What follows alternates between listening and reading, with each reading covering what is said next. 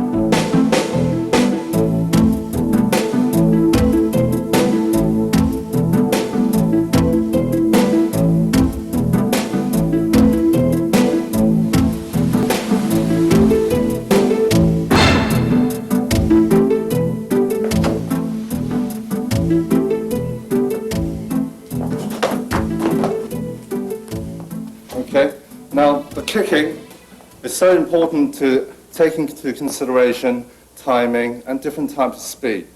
Although you only saw one speed, you've got to learn how to react to your opponent. You have to actually have the opponent to move and to keep on moving rather than staying still. The idea of moving, you've got to learn to use different angles and you've got to adapt to how your body weight adjusts, either going backwards, forward, sideways, or to the other way. Or if you're in trouble, you've got to learn how to recover and to deliver a kick. Using a kick, meaning either you use it to set up, or to use a hand to set up and then kick, or use your legs to set up and then punch. As you see earlier, now the idea of moving around to get a distance, see how he reacts.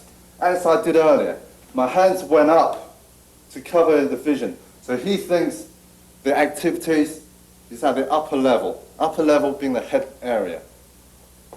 So he's preoccupied in this area here while the leg actually goes downwards. Although it's not considered as a power kick, the front heel kick, but it's a kick to actually set you up for the first advantage, where you take in from here and then you can follow up with its other techniques.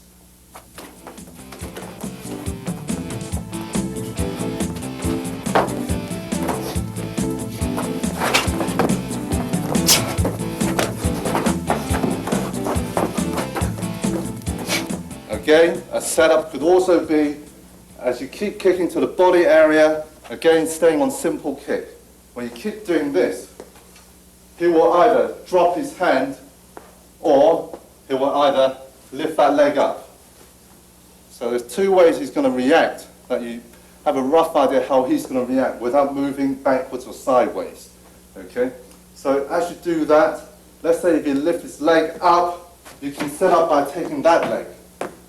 Or as you come down, as you kick, if you use hand come down, you already got a set up as you kick and you punch. So the idea of using this simple straight kick can be used in many, many ways. But the idea of actually using it directly, we've got to learn to be able to shift your legs, moving all the time. So it's prepared to go. Relaxed but alert. And not tense, static and set. Okay.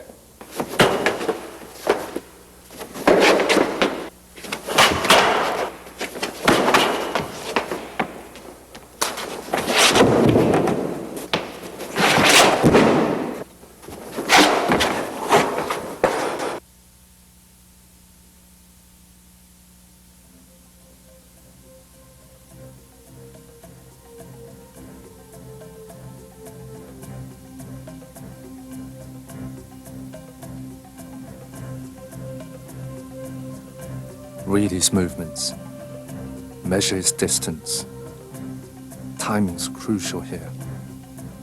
Counter his attack as soon as his eyes widen and his shoulders tenses.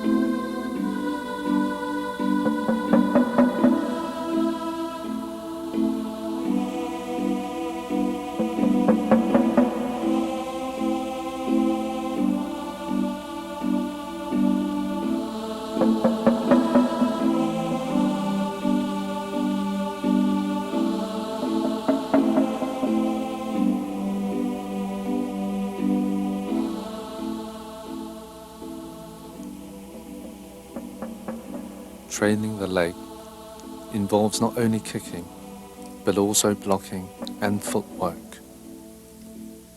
Blocking the three main areas of the center, inside gate, and outside gate.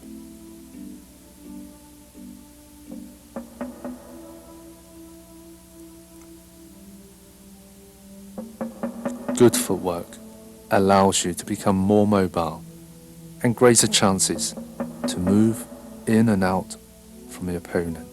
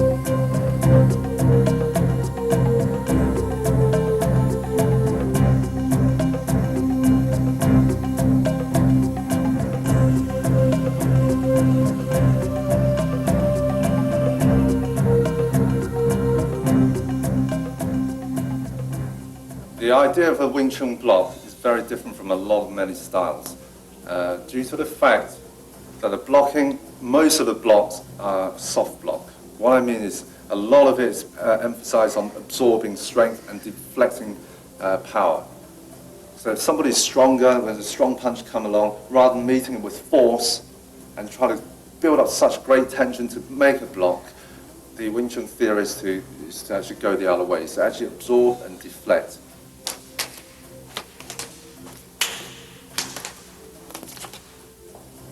And it's not just down to one movement. You're talking about many movements, combinations. You know, if somebody attacks you, it's not just purely just one punch, and you try and block it as hard as you can. The idea in the Wing Chun system is to block it at a minimum force with a blocking and a maximum force with a strike. As an example, if a punch comes along, the force is coming straight on. So therefore, using strength to go like this, to block it as hard as you can, takes a lot of effort, although you are still blocking it, and it's effective as a single movement. But then you can also block it effectively, blocking this way, or when you punch, and you're hardly using any force. You punch again. As the force is coming this direction, the hand intercepts. Okay, the interception, as it comes forward, you bring it back in and take it to one side. And that's what I mean by a soft block. And a hard block is actually trying to clash as hard as you can against it, which is what I think is a lot of unnecessary strength use. Whereas you could save that as you're blocking, and once you're finished, boom, you concentrate on your maximum force from here. Also, it gives you a great chance to recover very quickly. Once you block, you're prepared again, and you're ready. Now, if somebody throws you one punch, and then the next punch, and kick you or grab hold of you, the chances are actually blocking.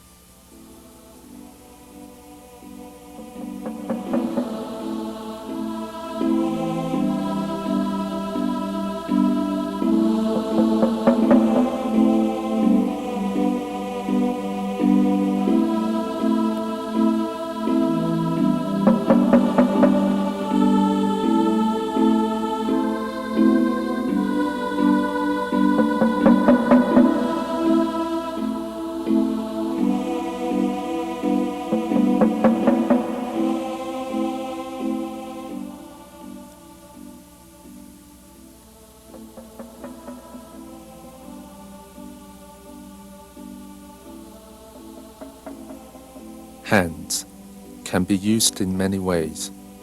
The path varies according to the target. The straight punch is fast. The round punch is powerful. The palm strike is penetrating. The straight punch is the simplest and the first basic punch to learn.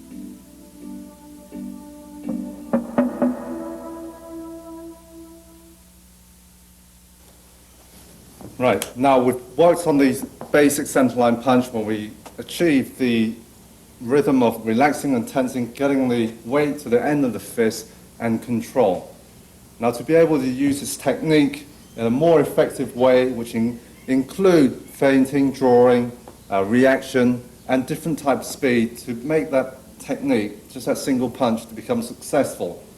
As we went on standing on the basic stance doing a simple straight punch, now we can adapt it to actually facing the opponent. Now, as an example, you're facing a partner.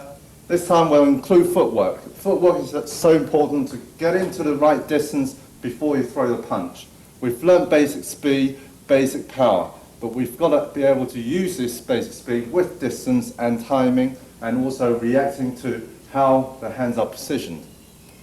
Therefore, adaptation is important. As in this case, the opening in front of me where the guard hands is apart, that's where you can go for a straight punch, straight in. Okay, so that's when the gap is open for you to do a direct straight punch. When there's no gap, when it's well guarded in the center line, as the punch can't get through, or the difficulty getting through, you may be able to punch through the guard a lot easier to sidestep. So you get an opening on this angle here. Right here, so your eyes is a path. See straight through to his center line and deliver that turning straight punch. And forward, boom, and punch. A lot of time as you're doing a sidestep, if you're not successful, if he reacts to you, you'll always have a chance to come back to guard again. So you do that all the time, hook, open it. Okay, so you open him up, step, step, pop, and punch. Step, and punch.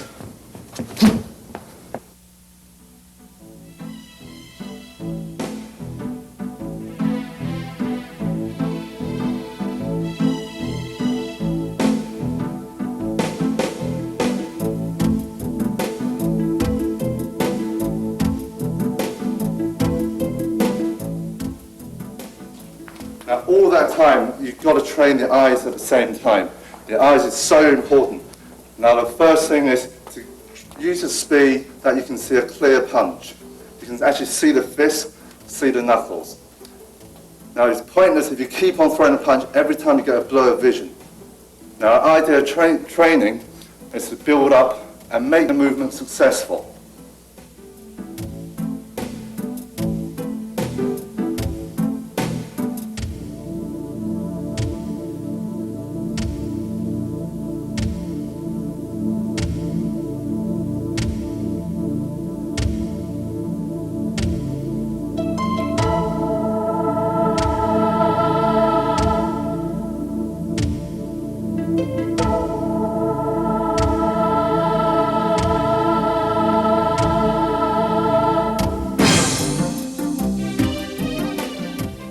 The speed of the punch will have to vary. You have to work on the fast speed as well as the slow speed. And the key point is timing. You have to be able to land successfully, depending on how fast and how slow he reacts. Now, all this theory here goes right the way through to blocking, to kicking, to grappling, to throwing. The idea of training is to be successful while you're training.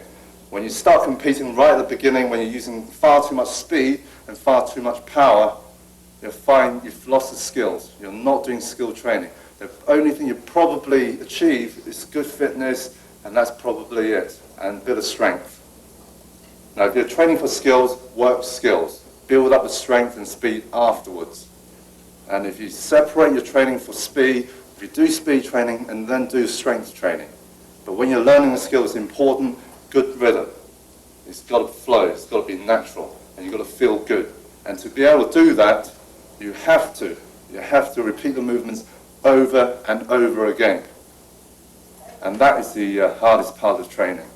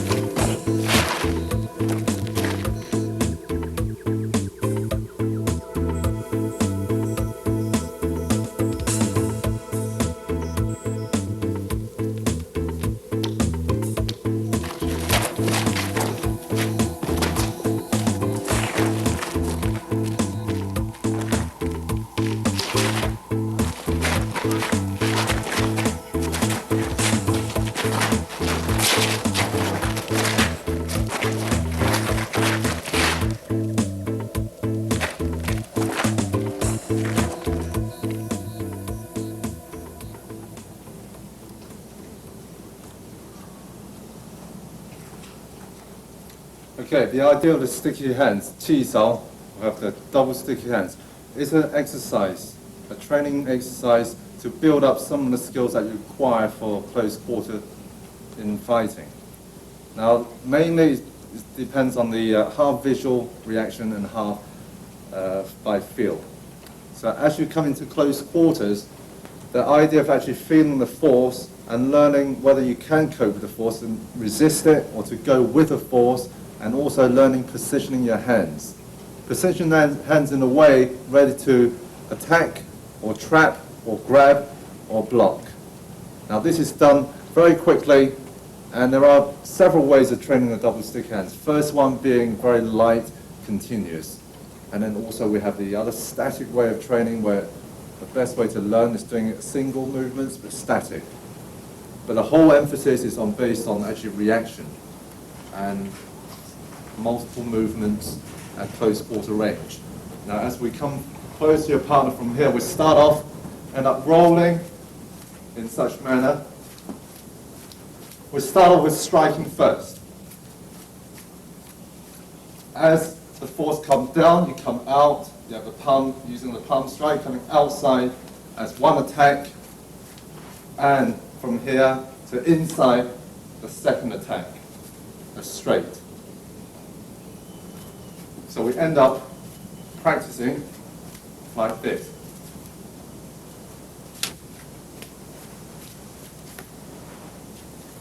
Now we work on the defensive side, where the person starts to defend. Now you've got to work at a certain speed where you can actually block, so you don't actually slap on his head each time. Example. Block.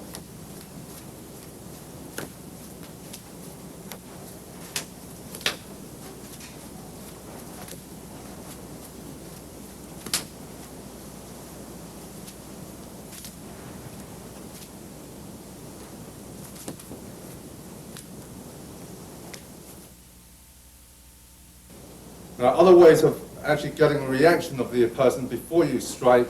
When two hands are up here, the chances are striking is very difficult. So you must create gap by rolling the hands. As you roll, you create a gap. Force. His reaction would be either pushing it back against, you press down to strike, or to create a gap where you open his hand up so you strike here, or when he comes down to come back to guard again, you come over the top and you strike. Now all this is done by feel, so you end up doing this continuously, striking this way.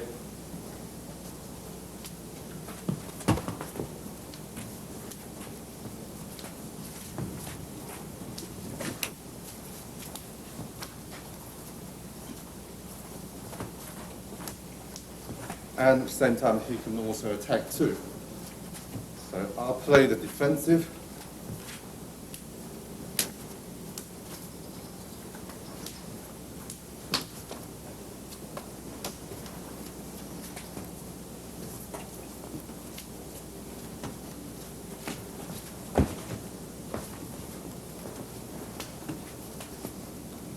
Okay, so the idea is actually feeling. Every time you're attacked, you know that force is coming forward. As soon as it comes forward, that's when you get prepared to block or to get ready to guard.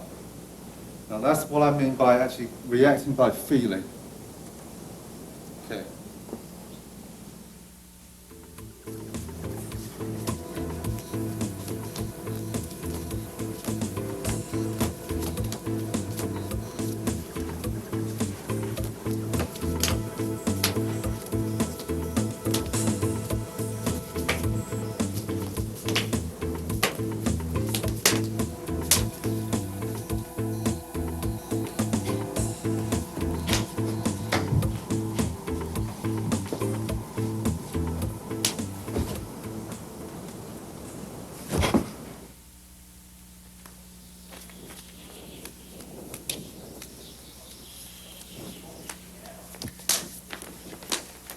Okay, let's have that first one tension.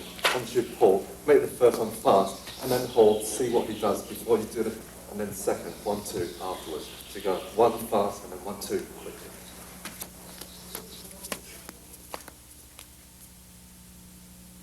Choreographed combinations in Chi Sao teaches you to understand reactions to different attacks. It's also performed purely as a traditional art.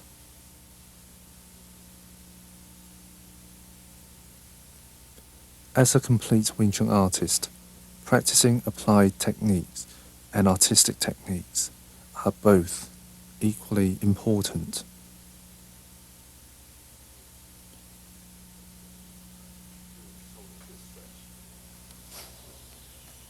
How's that feel?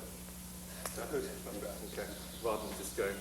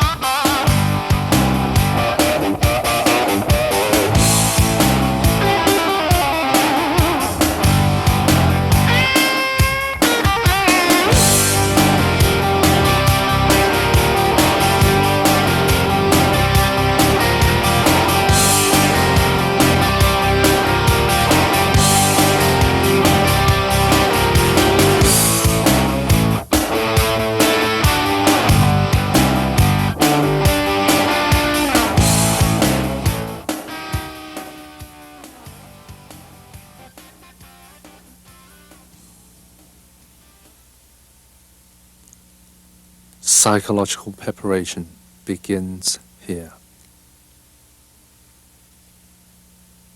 The workout during the impact session demands a very competitive work rate. Physical and mental adaptation is necessary to increase better performance.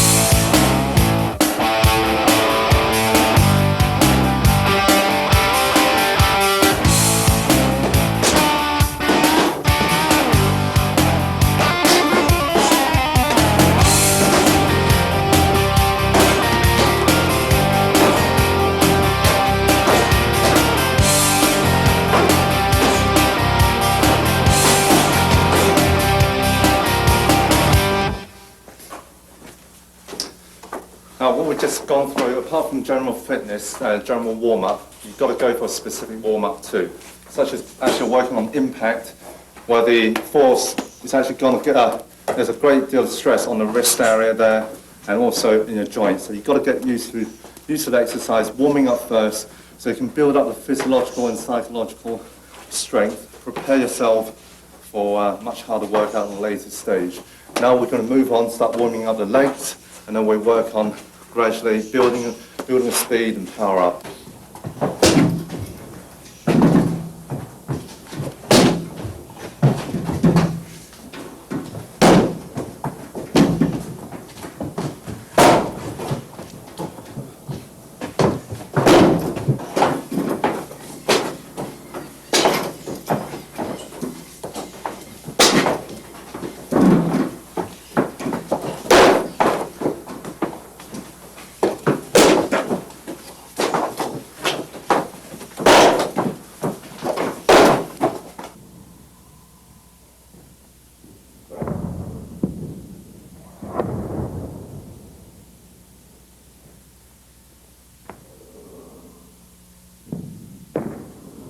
Watching the pads as though I'm watching my opponent. Focus and concentrate on the right timing to deliver an explosive kick.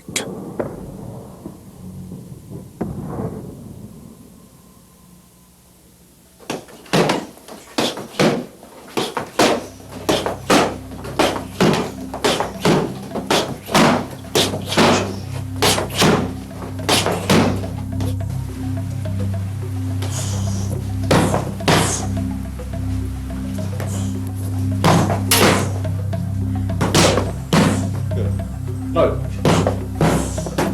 Go. Come on, one more. Go. Okay, good. Well done.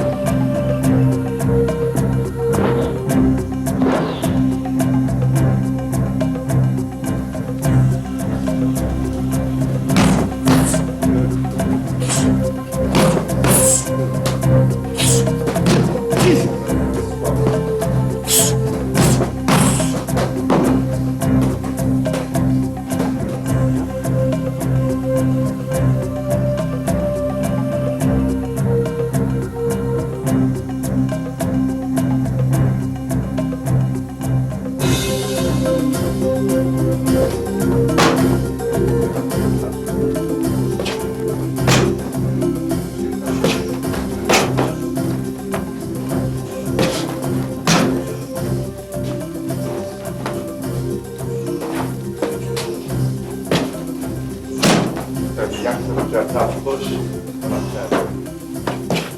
Okay?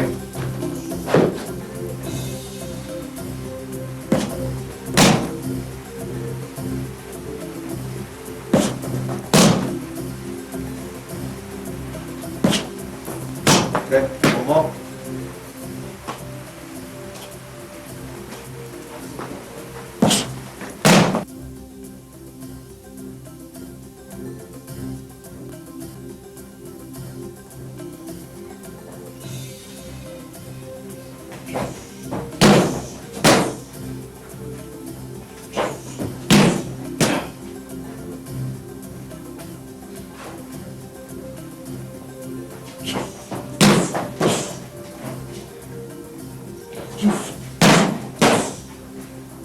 Come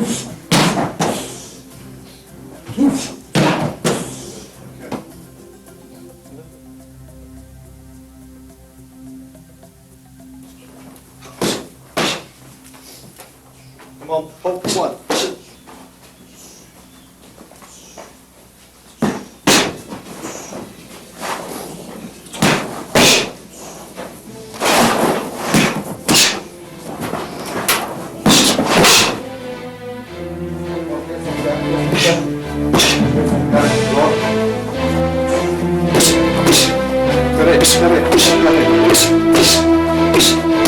Okay, good.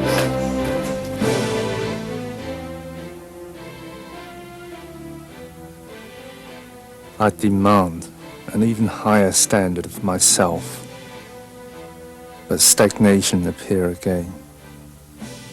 I must persist and endure until I have fulfilled my intention.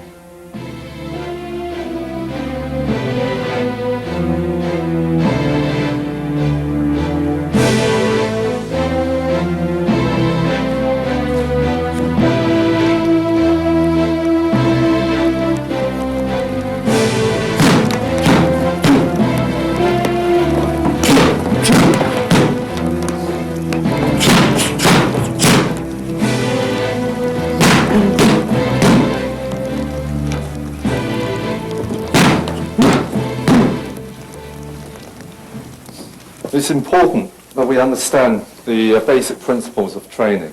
First of all, we have being specific, intensity, progression, recuperation, and reversibility. Now, being specific by means of segregating and understanding different parts of training, for example, speed, strength, power, skills, and qualities. Now, you need to understand that and then train on those specific issue and really finely tune. Okay, it's no point trying to mix it all up and hopefully the best will come out of it. It doesn't work that way. And plus you'll give yourself a very hard time. Progression is worked on that way. Once you've started achieving a certain standard, your muscles are used to, or yourself mentally are used to a certain technique or a certain way. In order to take another jump to another level, another standard, you need to actually push yourself and increase the intensity. The other principle I forgot to mention was frequency. Now, frequency is also important. How often you train, how hard you train. Now, it's pointless somebody who train 100% every day or every session. That is totally ludicrous. And anybody who tells you to do that is totally wrong. You have to train sensibly.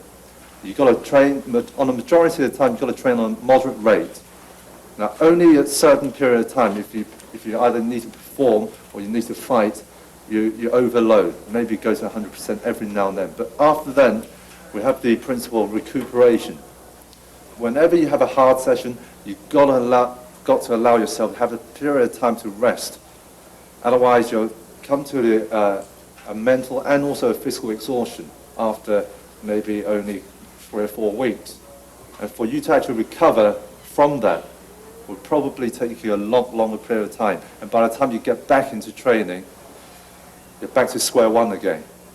The whole idea of training in martial arts is to actually enjoy it. And it's pointless. You turn your training into a punishment, just like sparring. We're going to sparring now, and that's the best type of training aid you have. All this pad work, the speed work, power work, techniques, etc. All that could be used and learned in sparring session. And therefore, you have a total wrong idea if you think about sparring as going wham, go for a knockout. You may achieve a good knockout, but the problem is you're not going to actually have any time or any chance of training any skills. All you have is like a big punch, and that's it. But there are a lot of people with big punches, even without training.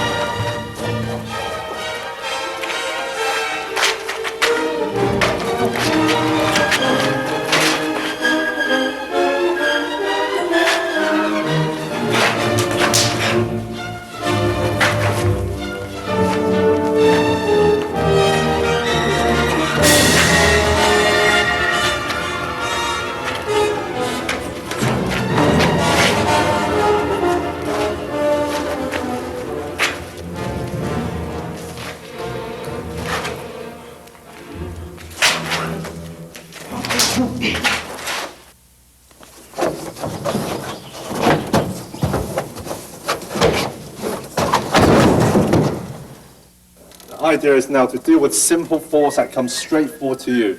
We'll do that again. As it comes forward, you take, when the force comes, switch your footwork. Take this back, bring this one over, and turn the body. Okay, now we'll use the same theory applying to hands now. This will bring you much closer towards the understanding of Wing Chun theory. Okay, now as your hand is here, now when force is pushed across this way, across this direction here, as it does that, now the idea is if you resist, if you can maintain the resistance and then stay there. If not, if it's a lot stronger, you rather than resisting, you come over. So when the hand comes this way, that leaves you open, and you follow that force right the way through.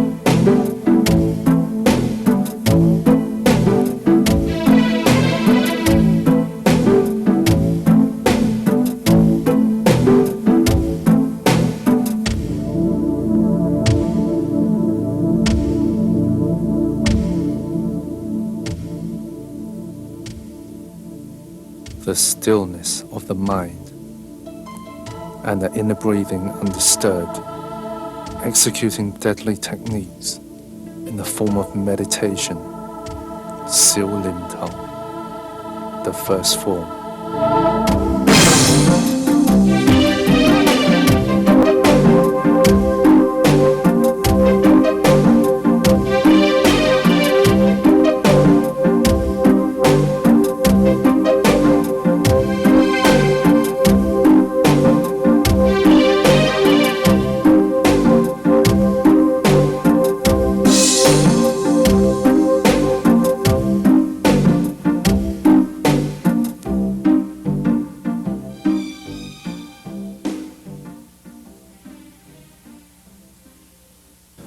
Right, we need to interpret the forms, first form, second form, third form, and we need to understand and interpret these sequences.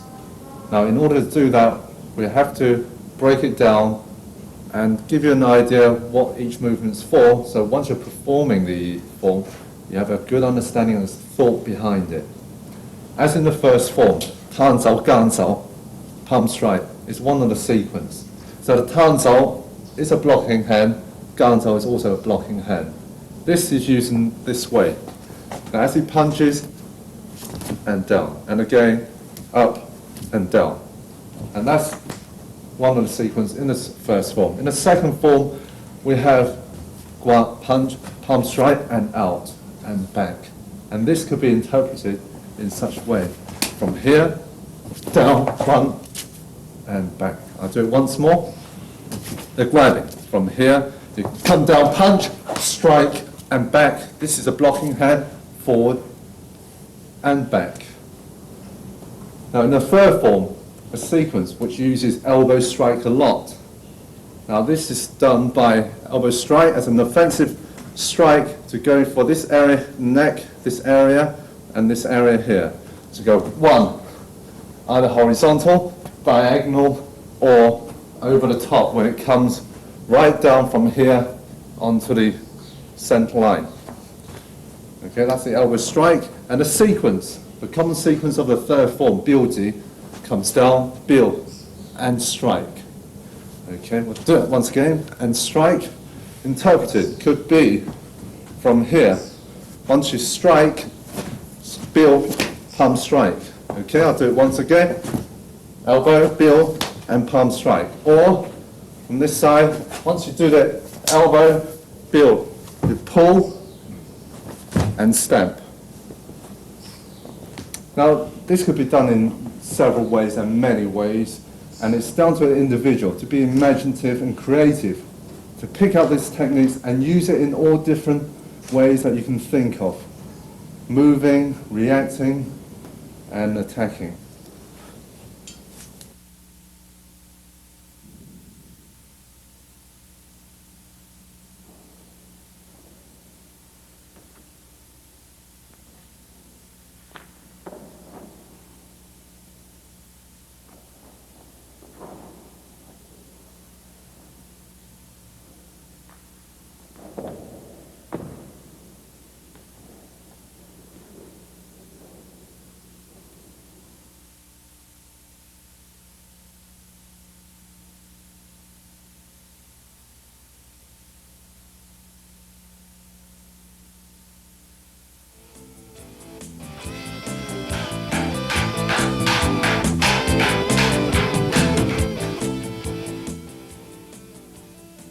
The double swords has been passed down by the great Grandmaster Yilkil of Fatsan, China.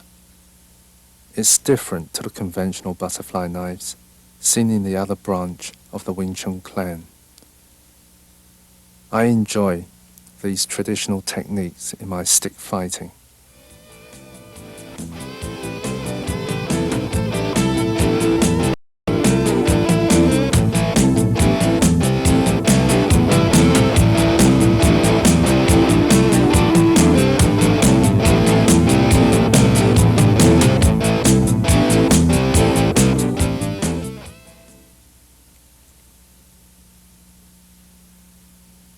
Art is a self-expression.